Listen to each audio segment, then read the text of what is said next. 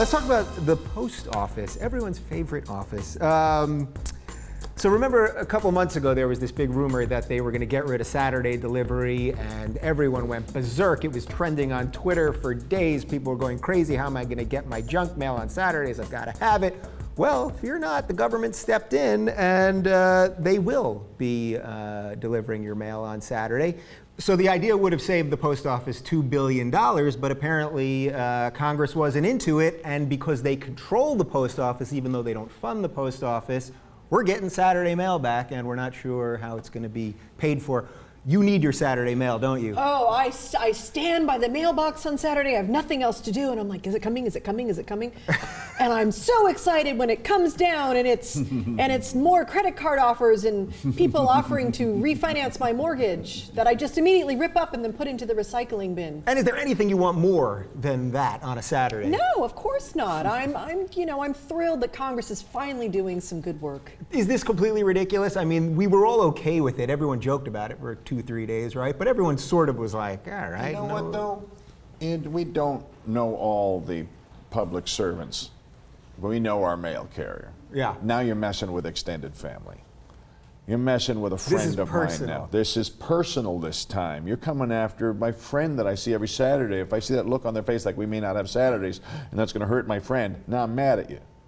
And it's as simple as that. Yeah. We're not as attached to all these other wonderful public servants because we just don't have this level of daily interaction with them. Right. But we should feel this way when any of those services are being cut away. Those are all people that got to go home and explain their story to their families too. Right. But is this an example of like just the overreach of government sort of? Because the post office was willing to do this. You know what I mean? They were willing to try to save the money. Yeah. And then the government's like, no. We don't want you to save the money. This is the government. You don't have to save money. Yeah, I'm very confused about this because the big dialogue in Washington right now is cutting everything. So, and here there was actually an agency stepping forward, and that's confusing too. It's like, so Congress can have overseeing the post office, but they don't fund them. Yeah. So what is that relationship? And I'm just curious. I don't know what the rationalization was by Congress about this. I'm guessing it had to do with personnel or something like that. But I mean, my understanding is that a lot of money every month goes into pensions, future pensions, and things like that. And if they didn't have to pay that every month, they'd actually be in the black. They'd be fine. So the business of it all. So you want to cut those pensions for the guys that Rick loves so much. I think that's what you're saying. No, I'm just curious about like the math here. Yeah, the math is almost completely the artificial math of the Republican austerity push. We should never adopt it, ever. And we should never even use their considerations on that front because all of it's just an artificial trick to create chaos on the other guy's watch.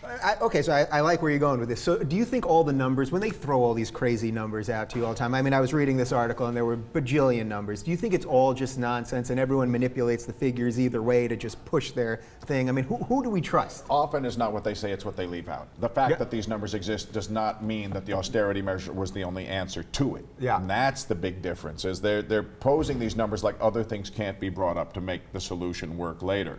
They're saying they are the only solution.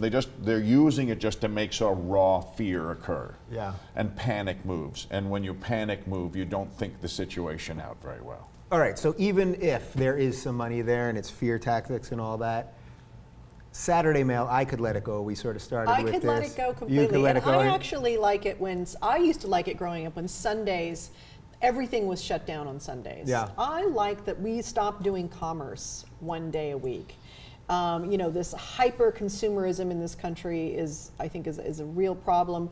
And so I think that having the weekend without mail, just from like a kind of mindfulness retreat sense, would be lovely. Yeah. I don't want anyone losing their job. I don't want anyone losing their benefits, but the world would continue spinning. Yeah, and what about the other guys just stepping in, FedEx and UPS and all that? I mean, well, that would then wouldn't they be pick a great up those booster other for jobs? Privatization, but FedEx can ask whatever they want. Yeah, and they're not regulated federally.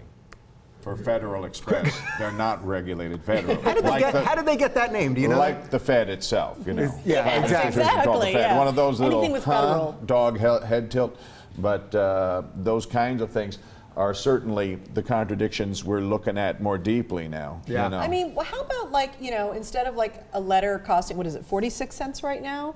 Is it 46 cents? I think it's 46. It's that 1 cent that went up. 46 cents for my letter to go from here to across town, or my letter to go from here to New York. Right.